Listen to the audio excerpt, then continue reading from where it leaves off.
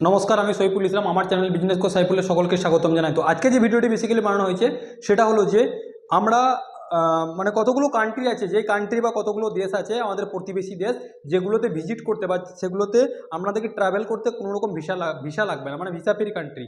তো ভিডিও শুরু করার আগে সকলের কাছে একটা রিকোয়েস্ট থাকলো যে চ্যানেলটা যারা কোনো সাবস্ক্রাইব করেননি চ্যানেলটা সাবস্ক্রাইব করে দেবেন, কারণ আপনাদের একটা সাবস্ক্রাইবার আপনাদের কাছে মূল্যবান হলেও আমার কাছে অনেকটাই মূল্যবান। চলুন ভিডিও শুরু করছি। তো অ্যাকচুয়ালি দেখা যায় যে আমরা সাধারণত কতগুলো প্রতিবেশী কান্ট্রি আছে যেগুলোতে ভিজিট করার জন্য শুধুমাত্র আপনার কাছে পাসপোর্ট থাকলেই যথেষ্ট। আবারও বলে দিচ্ছি, কতগুলো কান্ট্রি বা দেশ আছে যেগুলোতে আপনাকে ভিজিট করতে বা ট্রাভেল করতে অনেকে জন কী করে ট্যুরে যায়। যেমন বেসিক্যালি সকলের মুখে শুনতে পাওয়া যায় যে আমরা থাইল্যান্ড থেকে ঘুরে এলাম। দেখুন, থাইল্যান্ড কিন্তু ট্রিপ করতে বা থাইল্যান্ড কিন্তু ট্রাভেল করতে কোনো রকম ভিসা দরকার পড়ে না। নেপাল কিন্তু ভিজিট করতে কোনো রকম আপনার ভিসা দরকার পড়ে না। তা আমি অল ওভার যে ওয়ার্ল্ডে যতগুলো কান্ট্রি আছে, ইন্ডিয়ার যদি পাসপোর্ট আপনার কাছে অ্যাভেলেবেল থাকে, মানে ভারতের পাসপোর্ট যদি আপনার কাছে অ্যাভেলেবেল থাকে বা স্টকে থাকে, তাহলে কিন্তু আপনি 64 কান্ট্রি মানে 64টা কান্ট্রি আপনি বিনা ভিসাতে ভ্রমণ করতে পারবেন। তার মধ্যে 64টা কান্ট্রি অতটা সাধারণত বেসিক্যালি আমাদের দরকার পড়ে না। টপ 20 কান্ট্রির নাম মানে হচ্ছে 20টা মানে বৃহৎ মানে একটা ভালো কান্ট্রি, যেগুলোতে সাধারণত আমাদের একটা নেচার ক্লাইমেট বা আমাদের ট্যুরিস্ট স্পট বলা যেতে পারে, সেই সব কান্ট্রিতে আমরা সাধারণত ভিজিট করব। তো দেখা যায় কোন কোন কান্ট্রি। যদি 1 নম্বর কান্ট্রির কথা বলি, আমরা বেসিক্যালি 1 নম্বর কান্ট্রির কথা বলি, তাহলে চলে আসবে ভুটান। ভুটান কিন্তু ট্রিপ করতে বা ট্রাভেল করতে কোনো রকম ভিসা লাগবে না, শুধুমাত্র পাসপোর্ট থাকলেই যথেষ্ট। ভুটান। 2 নম্বর চলে আসবে কম্বোডিয়া। কম্বোডিয়া ভিজিট করতেও কোনো রকম আপনার ভিসা লাগবে না। 2 নম্বর কম্বোডিয়া। 1 নম্বর ভুটান, 2 নম্বর কম্বোডিয়া। 3 নম্বর চলে আসবে ইথিওপিয়া। 3 নম্বর ইথিওপিয়া। 4 নম্বর ফিজি।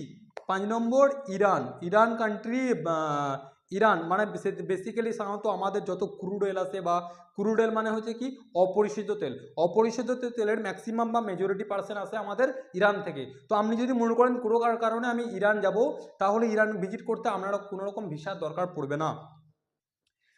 6 নম্বর যে কান্ট্রিটা আছে, 6 নম্বর কান্ট্রিটা হলো ইন্দোনেশিয়া।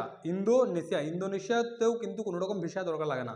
7 নম্বর যেটা হবে, 7 নম্বর জর্ডন এবং 8 নম্বর কেনিয়া। 7 নম্বর জর্ডন, 8 নম্বর কেনিয়া। আমি একবার সামারাইজ করে দিচ্ছি। নাম্বার 1 হচ্ছে ভুটান, 2 নম্বর হচ্ছে আপনার কম্বোডিয়া, 3 নম্বর ইথিওপিয়া, তারপরে আসবে ফিজি, ইরান, ইন্দোনেশিয়া, জর্ডন এবং কেনিয়া। 9 নম্বর যে কান্ট্রিটির কথা বলবো সেটা হলো ম্যাকাও। ম্যাকাও সাধারণত বেসিক্যালি আমাদের ফুটবল বা ক্রিকেটে অতটা স্ট্রং নয়। ম্যাকাও সাধারণত ফুটবলের জন্যই বেসিক্যালি বিখ্যাত। ওকে।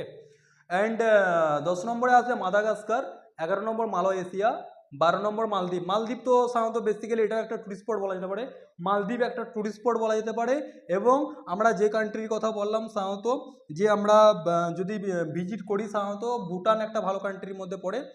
অ্যান্ড 13 নম্বরে আসবে মায়ানমার, 14 নম্বর নেপাল, 15 নম্বরে আসবে ওমান, 16 নম্বরে আসবে কাতার। কাতার কিন্তু ওয়ান অফ দ্য মতলব ওয়ার্ল্ডের যদি মানে যতগুলো কান্ট্রি আছে, কাতারের কিন্তু সমস্ত অ্যাঙ্গেল থেকে কাতারের মেন সোর্স অফ ইনকাম মানে কাতারের জিডিপি। জিডিপি মানে কি?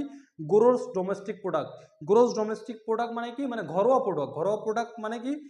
যেটা সাধারণত বেসিক্যালি সেই দেশে তৈরি হয়। তো কাতারের মেন সোর্স অফ ইনকাম হচ্ছে আপনাদের খনিজ তেল বা জ্বালানি তেল।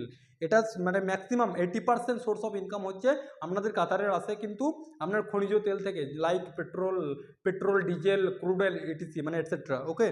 অ্যান্ড 17 নম্বর আসবে সোমালিয়া, 18 নম্বর শ্রীলঙ্কা, 19 নম্বর থাইল্যান্ড এবং জিম্বাবুয়ে।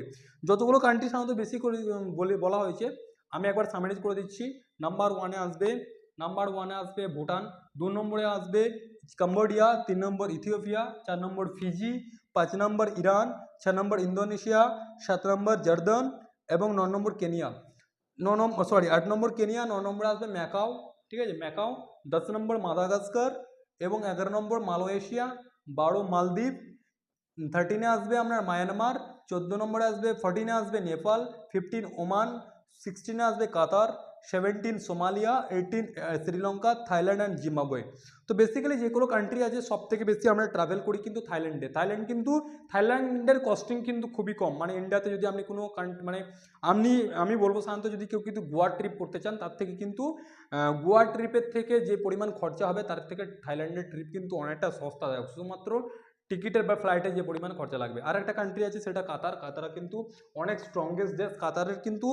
কাতার কিন্তু এবারে আমরা কেন ফেমাস বলে দিচ্ছি। কাতারে কিছুদিন আগে একটা ওয়ার্ল্ড কাপ মানে একটা কিন্তু মানে ফুটবল বিশ্বকাপ হয়েছিল, যেটা কাতার দেখিয়ে দিচ্ছিল যে কাতার কিন্তু পারে, কাতারের দ্বারা অনেক কিছু পসিবল। তো কাতার এমন একটা কান্ট্রি যেটাতে আপনাকে ভিজিট করার জন্য বা যদি মনে করেন আমি খেলা দেখতে যাবো, সেক্ষেত্রে আপনার কোনো ভিসা রিকোয়ার্ড পড়ে না বা দরকার লাগে না। এবং আরেকটা বেসিক্যালি আরেকটা কান্ট্রি আছে বলা যেতে পারে, সেটা হলো মালদ্বীপ। মালদ্বীপ এবং লাক্ষাদ্বীপ, দুটো দ্বীপ নিয়ে কিছুদিন আগে আমরা একটা মানে ইস্যু হয়ে গিয়েছিল, ঠিক আছে, মালদ্বীপ অ্যান্ড লাক্ষাদ্বীপ, সেটা নিয়ে পরবর্তী ভিডিও আমি বলবো, ঠিক আছে। তো এই সাধারণত 20 কান্ট্রি আমি মেজরিটি বেছে নিয়েছি। আরও অনেক কান্ট্রি আছে যেগুলো সাধারণত আমরা ট্রাভেল করি না। তো এইসব কান্ট্রি আপনাদেরকে ভিজিট করতে সাধারণত ভিসা লাগবে না, তা পাসপোর্টটা অবশ্যই জরুরি। কারণ পাসপোর্ট বানাতে গেলে আপনাকে পাসপোর্ট সেবা কেন্দ্রে মানে আপনাকে প্রথমে কি করতে হবে, গুগলে আপনাকে www.passportsewa.com অ্যাপ্লাই করতে হবে। আগে ম্যাক্সিমাম কী হতো, ম্যাক্সিমামটা ওয়েস্ট বেঙ্গলে দুটো জোন ছিল, একটা ক্যালকাটা অ্যান্ড একটা বহরমপুর।